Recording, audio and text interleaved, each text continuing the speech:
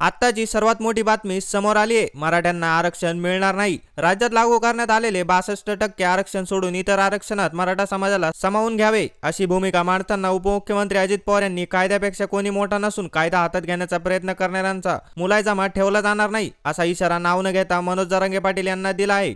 राष्ट्रवादी काँग्रेसचा ठाणे जिल्ह्यातील कार्यकर्ता मेळावा आज कल्याण वरप या गावी घेण्यात आला. त्यावेळी उपमुख्यमंत्री अजित पवार यांनी कार्यकर्त्यांना मार्गदर्शन करताना मराठा आंदोलनकर्ते मनोज जरांगे पाटील, राष्ट्रवादी अध्यक्ष शरद पवार आणि आमदार जितेंद्र आव्हाड यांच्यावर नामउल्लेख टाळून टीका केली. मराठा आरक्षण प्रश्न सोडवण्याचा प्रयत्न सरकार करीत आहे, मात्र इतर आरक्षणाला धक्का लागणार नाही याची काळजी घेऊन घेतला जाईल.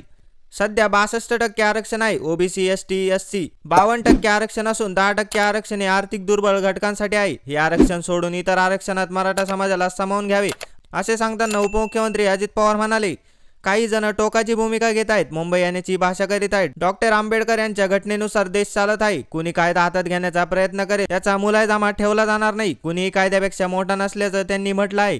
हा एक प्रकारे जरांगे पाटील यांना इशारा दिला आहे.